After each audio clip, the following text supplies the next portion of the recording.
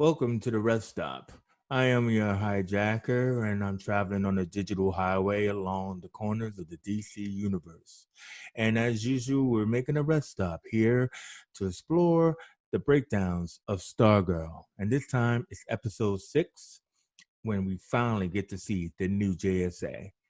So, as I said, watching episode 6, this is an episode that I've been waiting for. I really feel that this series was bingeable because I've enjoyed every last minute of the meeting, singly one by one, of the new JSA.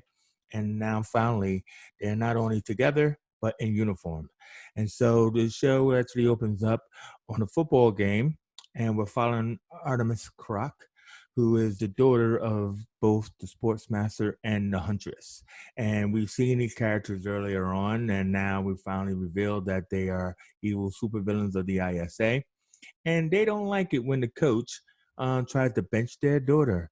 Now, this is cool because Artemis, who we know becomes the Huntress and everything, who is also of dubious um let's say whether she's good or bad, right? So it depends on what show or what comic you follow.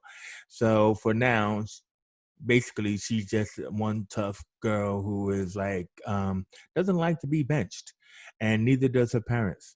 Now while they are watching her daughter play this game, along comes the gambler Stephen Sharp, who disregard for everything, just kind of like drops his litter wherever he wants to, and tries to let them know that the boss has want them to get back in the game.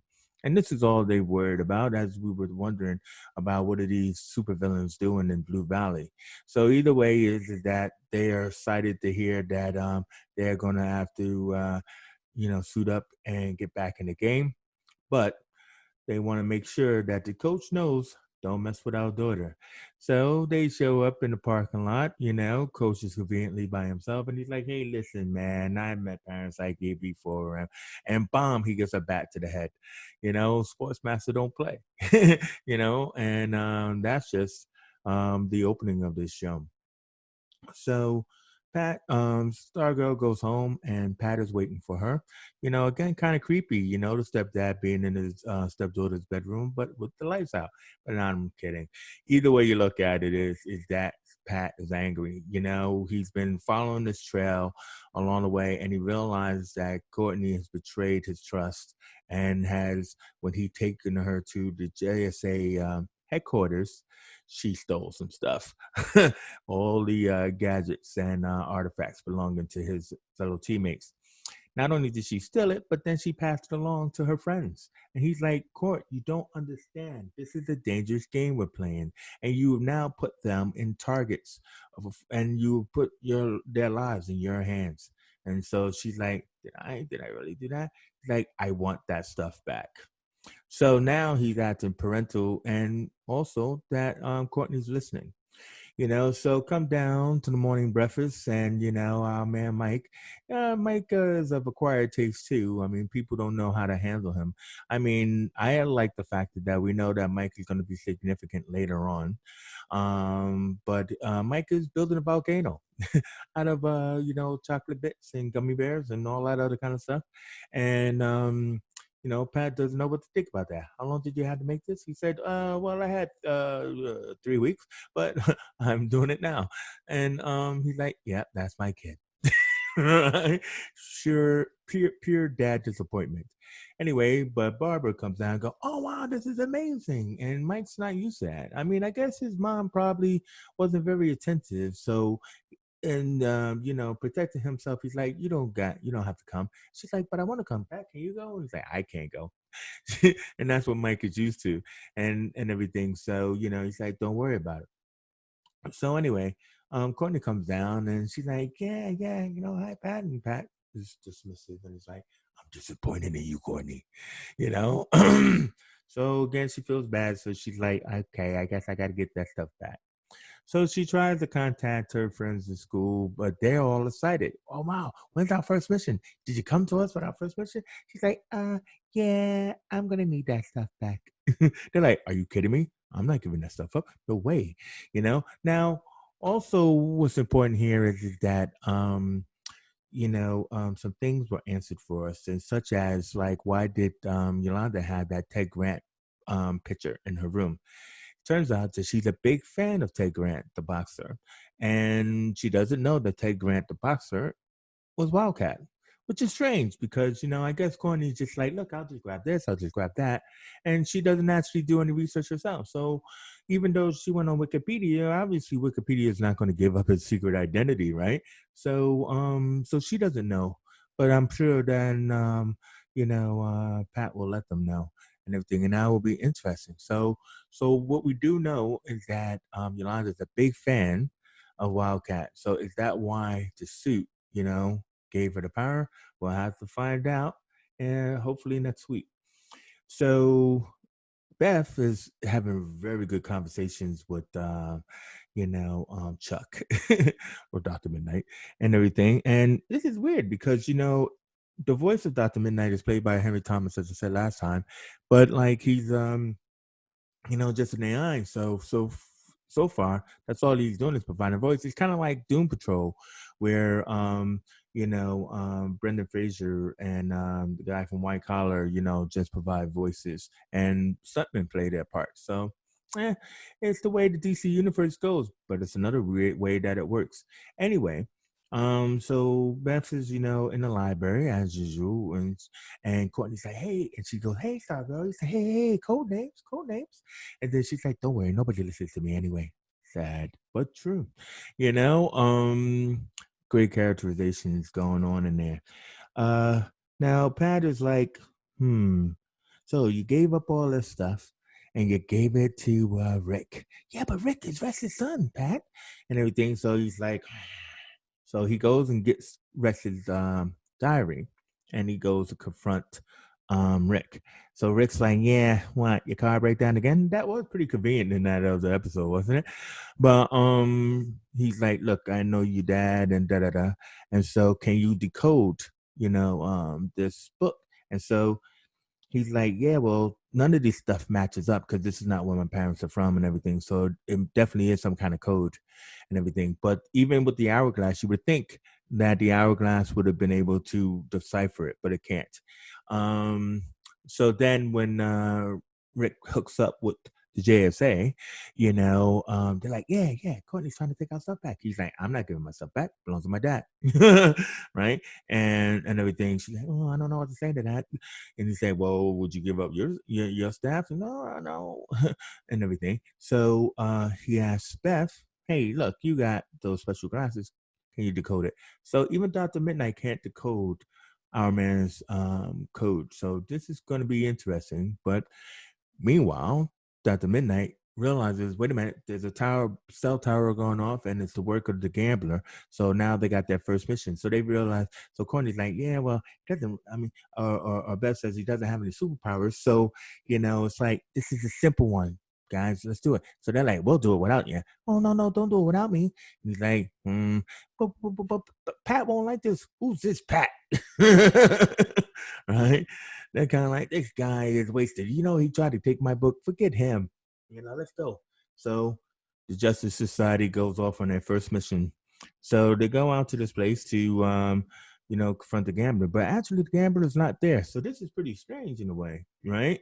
Because the way it's shot, it's like as if the gambler is in the building, but he's not.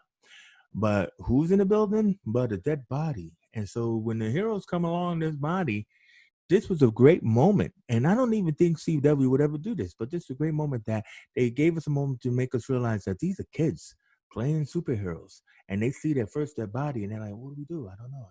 Is he breathing? Is he bleeding? I don't, and so that was really interesting. But what do they find? But they find that in this Tower building is where Sportsmaster and Tigress all dude up or suited up and everything, and they look badass. Now our man is like, yeah, I'll take Jason Voorhees. I love that one. And Wildcat goes after the Tigress. So cat versus cat, and Courtney's like, wait, don't split up. We need a plan. And everything. And of course, our man is having his butt handed to him. Great stunt, great fight between the two of them and everything. And Wildcat is trying to run. She can't get away from the tigress who's jumping and springing all around and everything. Because even at one time she's scratching up the wall and the tigress pulls her down by her foot as if it was her tail. Amazing. I loved it. The stunt work was, and then when she jumps off her the top of the floor onto the stairs and everything, it's dynamic. It's beautiful. It's like sometimes we may think, hey, is there too much story going on here? And I'm like, there's not enough story going on and everything. So then, so they're taking these to little Beth's like, where do I go? Where do I go? So she tries to help out Wildcat, but then she's like, I don't know what to do and everything. So Dr. Midnight points out the fire extinguisher, so she, is able to spray her with the fire foam. But then what she does is after she does that, then she runs away, right? And that was pretty funny because it's again realistic. She's like, I got no weapons. I got the goggles and stuff. So then, Sportsman Master and Tigers team up, and Sportsman. Let's talk about all the sports motifs. Like the baseballs and juggling them and everything like that. Because he has no superpowers, but he's supposed to just be really good athlete and everything. And even at one point when Iron Man uses his strength to lift the car and everything, he still has a way of taking them out. So he can like spot, weaknesses. But that's when Courtney comes sliding in as Stargirl, and she is amazing. The acrobatic skill, the stunts, but you can also see that it's actually the staff is actually doing a lot of the work. So even in the moves, the staff is moving her about. So as long as she's connected to the staff, she could do like incredible feats and stuff and everything. So meanwhile, the gambler has, broke the code and he's in it. So they have control over the cell tower. So it's like, all right, so we're out of here. So they're like, yeah, well, we're still having fun because we're still on date night. That's what they told Artemis when they were leaving the house, that we're going on date night. She's like, you never do date night. It's like, yeah, we're doing that tonight. Right. And because they just want to get into the action and they're finding it. And so they team up against Stargirl and double teamer. And I mean, she's it looks like she's about done. So the team manages to come together and everything. And it's like, can we take these guys? And they're like, yeah, this is still fun, honey. Yes, it is. But then comes Pat. So then comes Stripe. So Stripe comes in and they're like, what the hell? Everybody's like, what the hell is that? And then like, I think date night's over. Yeah, I think it's over. And stuff. And but when Pat walks up, it's that iconic shot of the team, the JSA, that they used in last season's CW Crisis on Infinite Earths when they were revealing Earth 2 and the team of Earth 2 is being the JSA. So this is where they grabbed that shot from. So that was amazing. And that was their first battle. They fought well, but they lost because they weren't trained and they weren't together. And so Courtney is like explaining this to Pat, and Pat's letting her, because he's like, oh, wow, it must be hard when people don't listen to you. Yeah, right. I mean, seriously. And the team is like looking at the robot and say, he built this out of cars, a lot of cars. Oh, wow, maybe we had Pat all wrong. So now they're going to have a different respect for Pat. Courtney has a different respect for Pat. And Pat's like, yeah, well, your team needs training. She's like, my team, and everything. So now we have boom, boom, boom, boom, the JSA. Last thing I want to make sure I get to say is about, Mike's volcano. It was a great moment between Mike and Barbara because Barbara actually shows up. She showed up at his event, but we had a moment that was a little bit of a long moment, but a good moment where Mike was alone because he looks around and there are no parents. I mean, there are parents for everyone else but him and everything. And so the parents, of course, don't know if their kids' projects, but not on him because, well, they don't know him. But then Barbara comes along, and then so he's excited. He's like, you came, that's great, and everything. And that was great. And, he puts the chocolate sauce in there, and the volcano works. And that was, again, great. I mean, people saw it, they were impressed, but all that mattered was she was there and she was impressed. The only thing I felt was wrong here is that they should have brought in Jakeem. Now I know that they probably haven't casted Jakeem Thunder yet, and we'll be lucky if we probably get him in the final episode of the season. But it was a shame to name drop him so early, to see the Thunderbolt, the pen, and know that that's his, and know he's in this universe. So if he's a friend of Mike's, why wouldn't he have been at that thing. Why wouldn't he just leave his parents or bring his parents over and hey, let's look at Mike's volcano and stuff. So that's the only thing that I thought was messed up because I understand it's not Courtney's school, it's his school, but we already know that he has a friend named Jakeem and he should have been there. So they should have tried something with that, but whatever. What are you gonna do? It was great. So the final scene was Icicle, with the round table of the Justice Society, and they realized that there is a new Justice Society, and they're like, well, let's find out who they are. Now, also another point is that the female Fiddler, instead of it being a gender blend or what's going on, because the Fiddler was a man, they also helped us out by saying that, well, your husband was the fiddler. You're just some pretending to be the fiddler. So basically, she picked up the mantle for her husband, but we do know that she has a son. So the son the mantle will actually be passed down. Um, and also, I gotta say, the sea pond had. It's important to mention the icicle's wife. It was her birthday, and so we got good long moments with him and the son. And they decide to go out for dinner. They don't know how to celebrate because it's the mom and his wife's birthday, but the waitress comes along and brings them ice cream because she thinks it's the son or the dad's birthday. And so in this moment, we got to see that Icicle really believes he's the hero. He really believes he's the hero. And I mean, like, and he's a good guy. It's hard to hate him, because he has so much love and you feel for him, and everything. But of course, in the end, he's like, let's get these. He doesn't say let's get these kids, thankfully, but let's find out who they are. So that's episode 6, Stargirl, and this is it's building up, man. I don't know how many episodes there are. I don't know if there's 10 or 13 and everything, but I'm looking forward to the next one because the next one's going to be Training Day. So it's time for me to get back into the truck and to head out back onto the digital highway down across the DC universe, leaving this rest stop. So until next time, all I can just say to you is keep watching.